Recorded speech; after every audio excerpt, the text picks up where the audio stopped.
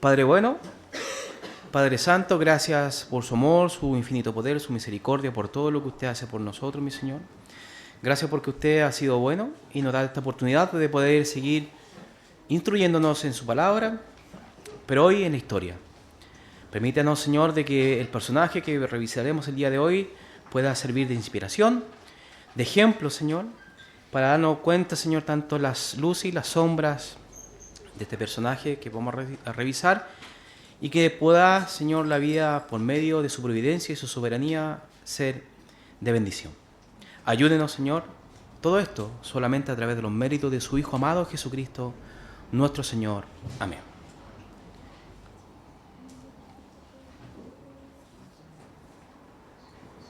Amén. Mis hermanos, ya hace ya 2 semanas que vimos esta... Fue el último estudio, ¿cierto?, de la historia del cristianismo. Hemos estado revisando personajes relacionados, en este caso, con los bautistas reformados del siglo XVII, XVIII. Y dentro de ellos, ¿cierto?, estamos viendo la vida y obra de William Carey. Y William Carey entendemos que es un personaje crucial en las misiones y que posiblemente William Carey podría considerarse como el impulsor del tercer gran despertar en el siglo XIX, en el siglo XVIII.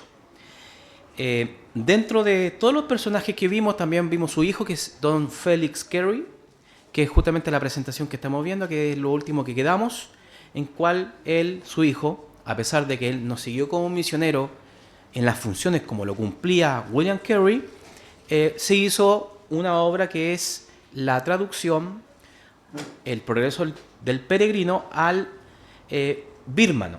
Entonces, tiene una contribución muy importante también Félix, a pesar de que finalmente él tomó una posición secundaria en las misiones de la India. Y lamentablemente su familia, ¿cierto?, en alta mar murió. Eso lo vimos la semana antes pasada. ¿Qué vamos a ver el día de hoy? Ya los últimos años de William Carey, entendamos que el tiempo pasa, el cuerpo se agota, sobre todo de un trabajo tan arduo lo que son las misiones, y en los últimos años estuvieron marcados de problemas, lamentablemente, de salud del pastor y misionero William Carey. Pero también, de parte de él, una dedicación inquebrantable al trabajo en las misiones, a pesar de su ya avanzada edad, en ese tiempo, y los problemas de salud, seguía trabajando este hombre. A medida que envejecía, Carey comenzó a enfermarse con frecuencia debido a los años de arduo trabajo en el clima tropical de la India. Entendamos que la India tiene un clima bastante caluroso y, de hecho, un continente gigante, pero en el lugar donde estaba Carey era bastante caluroso.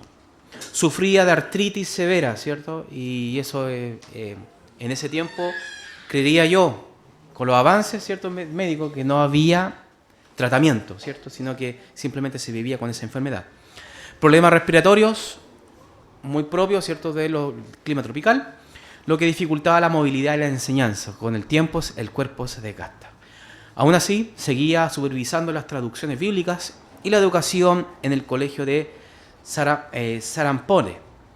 Aunque su energía disminuía, seguía involucrado en la misión en la corrección de traducciones bíblicas.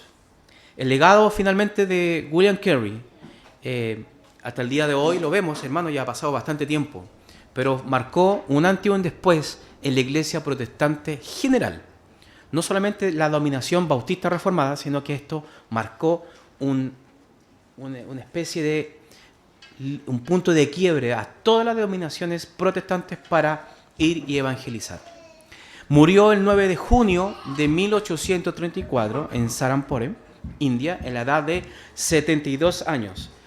72 años, hermano, es bastante, pero bastante tiempo. O sea, bastante de edad, ¿cierto?, que avanzó. Era promedio, 50 años era mucho, hermano, en ese tiempo. Imagínense, 72 años. Fue sepultado en el cementerio de la misión. Dijo él, cuando me haya ido, no hablen de William Carey, hablen del Salvador de William Carey. Carey, a través de su ensayo Investigación sobre la obligación de los cristianos, presidió la firma del acuerdo de Sarampore, el cual inspiró a muchos calvinistas del siglo XVIII a volver a las misiones por el mundo. Es decir, que él dio el puntapié inicial, dio el ánimo, dio la inspiración a los calvinistas históricos a volver a evangelizar y a estar involucrados en las misiones.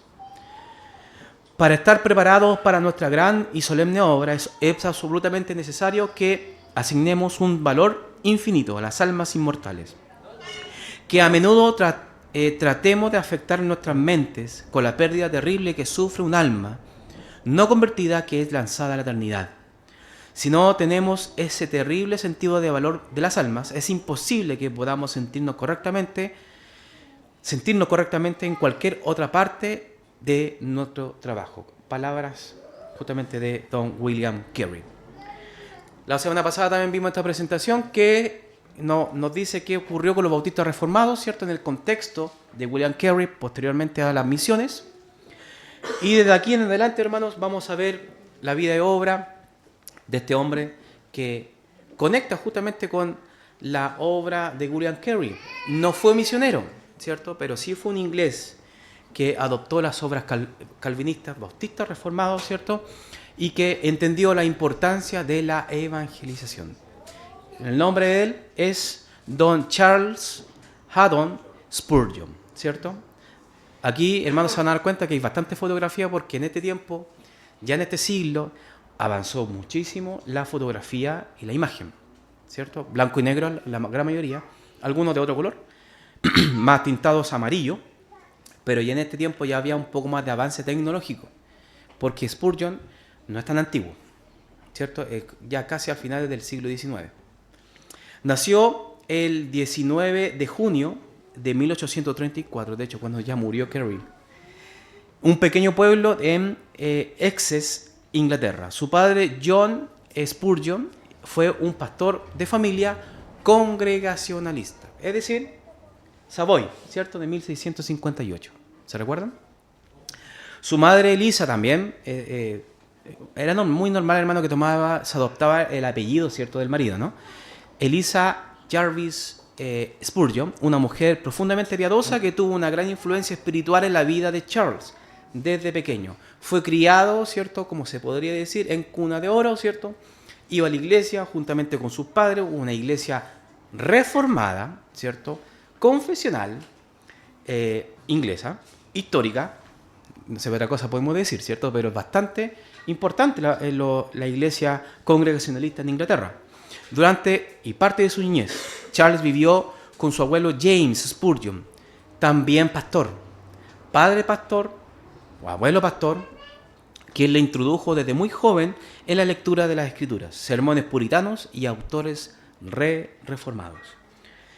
Especialmente los escritos de John Bunyan, ¿cierto?, que es bastante conocido, y yo creería de que este autor afectó a bastantes bautistas reformados de los primeros siglos del 17 y 18, como lo fue también John Gill, que también estuvo con Bunyan, Andrew Fuller, también leyó a Bunyan, y también Kitch, ¿cierto?, que es prácticamente el factor común que podemos encontrar en esto. John Bunyan, pues, por si no lo recuerdan, era bautista también, uno de los primeros bautistas. Su madre oraba por él con lágrimas y le advertía del peligro de morir sin Cristo. O sea, podemos darnos cuenta de que la familia instruía a su hijo, ¿cierto?, en el Evangelio, pero también entendía de que finalmente él iba a crecer. Por lo tanto, él tenía su madre y su padre como bien presentes en su vida y en su etapa para que realmente pudiese ser un hijo del Señor. Su proceso de conversión, yo creo que este es bastante conocido por muchos, ¿cierto? Se ha hecho hasta documentales. De hecho, hay una película, hermano, muy buena, de Charles Spurgeon. Bueno, se ve bastante diferente, sí, el protagonista, porque es como bastante buen mozo, porque Spurgeon era como del promedio, ¿cierto? No le estamos diciendo feo tampoco, pero sí era un inglés común y corriente, como cualquiera. Y ahí aparece el actor interpretando a Spurgeon. Bueno, desde los 10 a los 15 años, Spurgeon vivió con un profundo sentido de su pecado, se daba cuenta de su incapacidad de poder cuidar su integridad, su vida espiritual. Y aunque creció en un hogar cristiano y conocía la Biblia, aún no experimentaba la paz del perdón. Podía, decía él, ¿cierto?, que podía repetir versículos, cantar himnos, asistir a la iglesia, pero no tenía descanso para mi alma. Palabra de Charles Spurgeon. ¿Se dan cuenta? Yo creo que esto es algo que tal vez no lo vemos, pero nuestros hijos, ellos también están siendo criados en el Evangelio, están siendo criados en la iglesia, pero ellos no quiere decir que ya son convertidos. Por eso es importante darle y transmitirle esta enseñanza. El 6 de enero de 1850, a los 15 años, hubo una gran nevada en la ciudad natal en Colchester. Él iba camino a su iglesia congregacional, porque siempre estuvo congregándose ahí, pero la tormenta obligó a desviarse del camino y tuvo que entrar a una pequeña capilla metodista wesleyana. ¿Quién lo diría? Nuevamente, los metodistas están involucrados en la historia importante de este personaje, de un personaje tan importante como lo fue Charles Spurgeon. Bueno, y la persona que estaba más aún, estaba predicando, ¿cierto? Era un hombre laico, no era la persona que efectivamente iba a hacer el sermón y que iba a preparar, porque también a causa de la tormenta que estaba afectando en la localidad, tampoco pudo llegar. Entonces, un hombre laico, esto, hermano, es cualquier persona que no es nombrado o no es formado en el ministerio, en la posición metodista, ¿cierto? Era un zapatero, un sastre, subió al púlpito y leyó el libro de Isaías, capítulo 45, versículo 22. Mirad a mí y sed salvos todos los términos de la tierra, porque yo soy Dios y no hay más.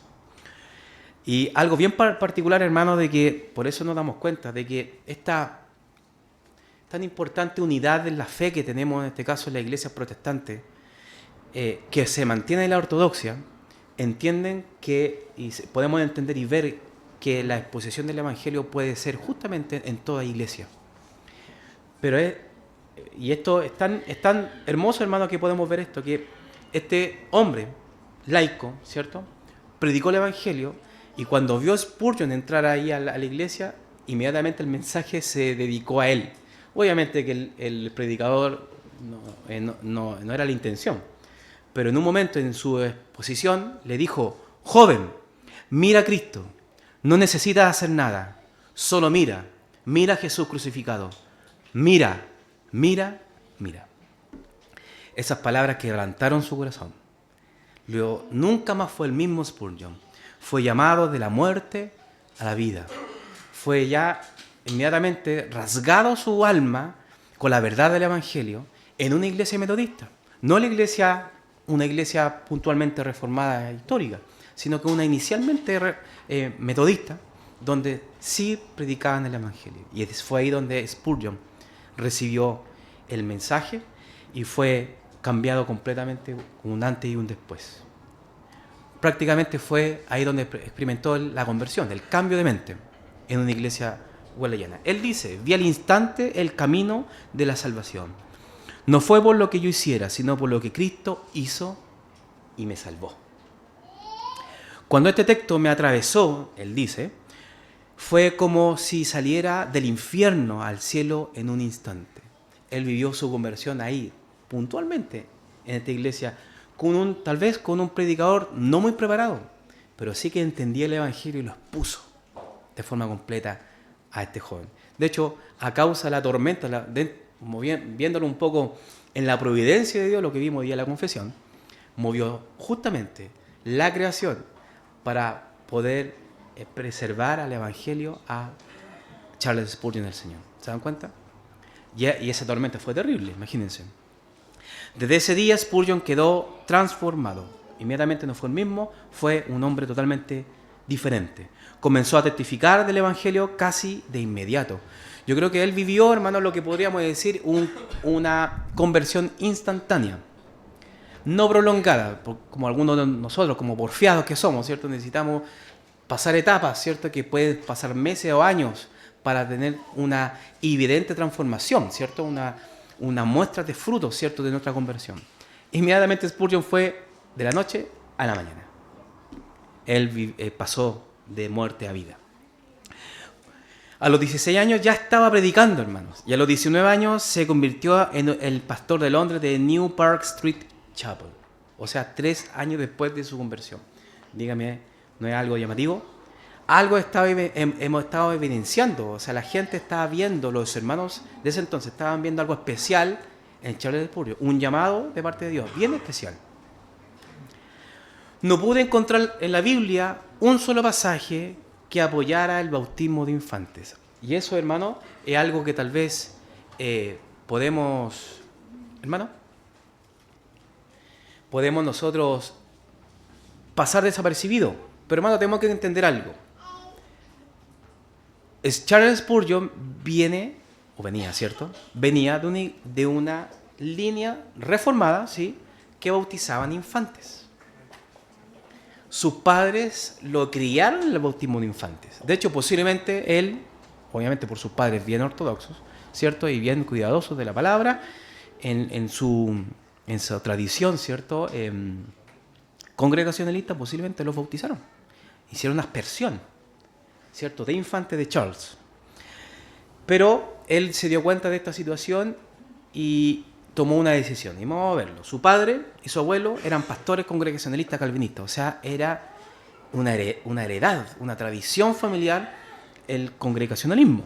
Sin embargo, en la tradición congregacionalista de su familia se predicaba el bautismo infantil, el que se llama se dice pedo bautismo o el paido bautismo. Cuando Spurgeon comenzó a estudiar la escritura, por sí mismo se dio cuenta de que el bautismo infantil no tenía base o consistencia clara en la palabra del Señor.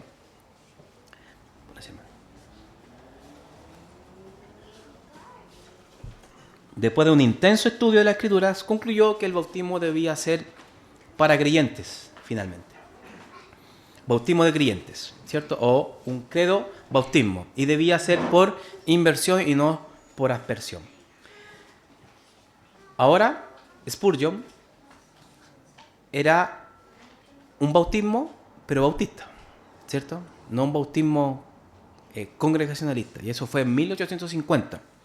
Después de su conversión, a los 15 años decidió ser bautizado, según la enseñanza del Nuevo Testamento, en mayo de 1850, bautizado por inmersión en el río Lark por un pastor llamado William Cantlow, de una iglesia bautista reformada. Desde ese momento se identificó como bautista reformado. Los creyentes, dice él, deben ser bautizados como una profesión de fe, no como un rito heredado. Y creo que todos estamos de acuerdo, ¿no? Bueno, el que no esté de acuerdo me avise, mi hermano, ¿ya? Estamos en una iglesia bautista reformada. Desde su juventud, Spurgeon fue influenciado por autores como, por ejemplo, John Bunyan, John Gill, Benjamin Keach, Andrew Fuller y Jonathan Edwards, el último congregacionalista, hay que considerarlo, ¿no?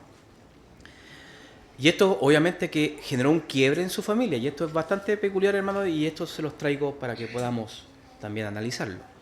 La reacción de sus padres no fue nada fácil, ¿cierto? Tenemos a John Spurgeon, que está justamente en la imagen de abajo. Aunque no estaba de acuerdo con la decisión de su hijo, mostró un respeto por la convicción personal.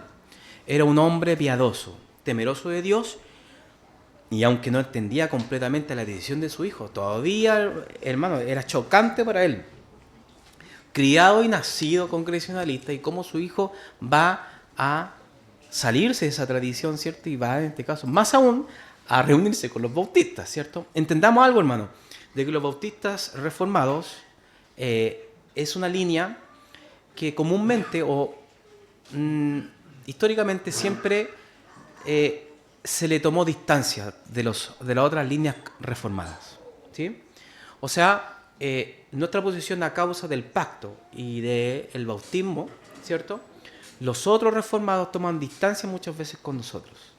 En un principio, recordemos esto, que la primera confesión de fe bautista, el capítulo número 1 dice de que no somos anabaptistas. Era una declaración pública diciendo de que no nos confundan con los anabaptistas, porque no somos anabaptistas, no somos hijos de Menons, de hijos de los menonitas, tampoco de los holandeses de la Waterlander, ¿cierto? De los holandeses extremos, ¿cierto? O si no, de los hijos de los discípulos de Zwinglio, como los de Zurich, ¿cierto? Los radicales, ¿cierto? Y además hay un conjunto de subramas que existen en el anabaptismo. No somos anabaptistas.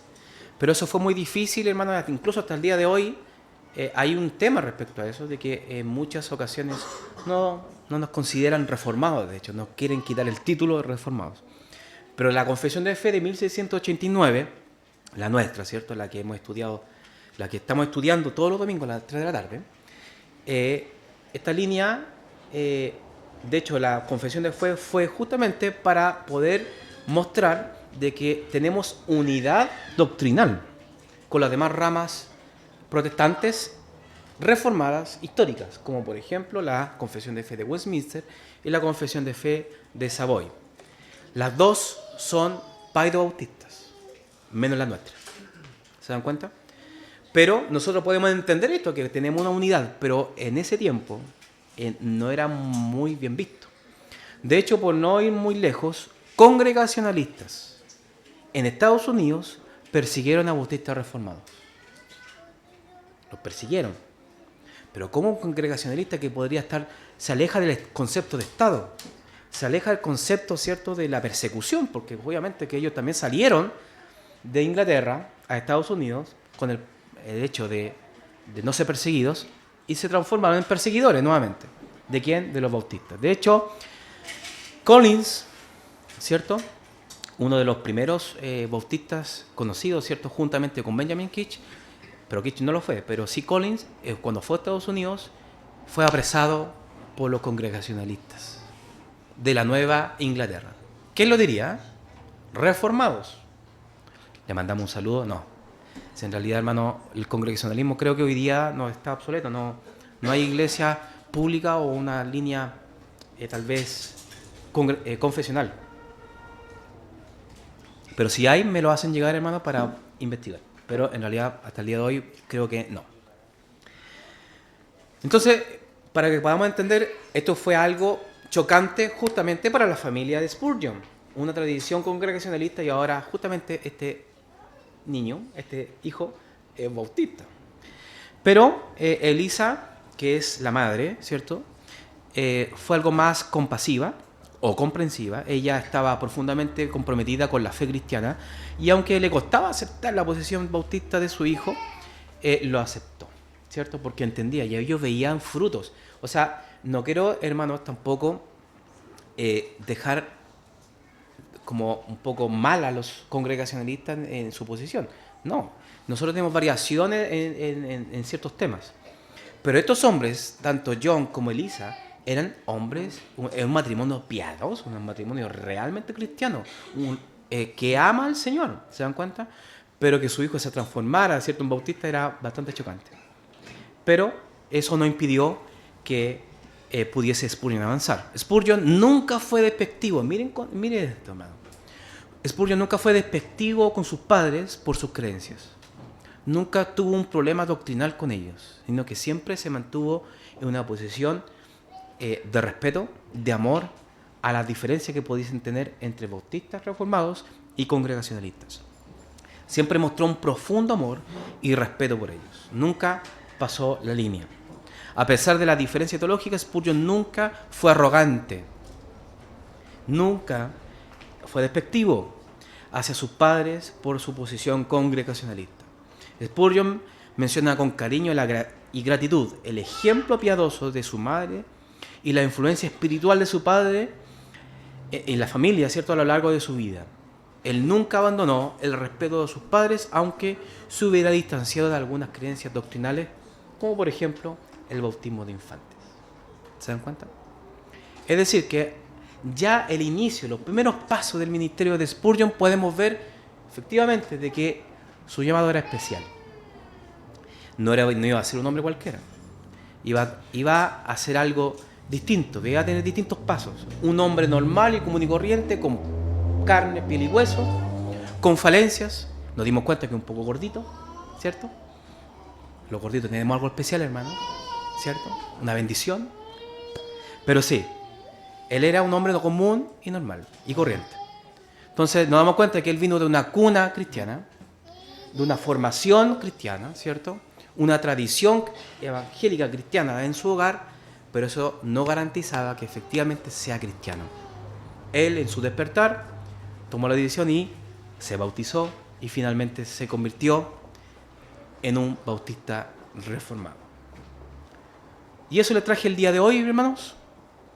Vamos a seguir profundizando la vida de Charles Spurgeon en sus primeros pasos, ¿cierto? Como miembro, sus primeros pasos en la postulación, ¿cierto? ¿Cierto? De como de anciano en oficio o pastor en oficio, ¿cierto? Y entendamos de que Charles Spurgeon fue pastor, ¿cierto? Se le llama así, ¿dónde estaba el nombre? Siempre se me olvida en inglés, el New Park Street Chapel, que en realidad después pasó a ser, en la mano de Spurgeon, el Tabernáculo Metropolitano. Así que eso sería, mis hermanos. ¿Dudas, consultas, preguntas? Me di cuenta que les gusta la historia de Spurgeon.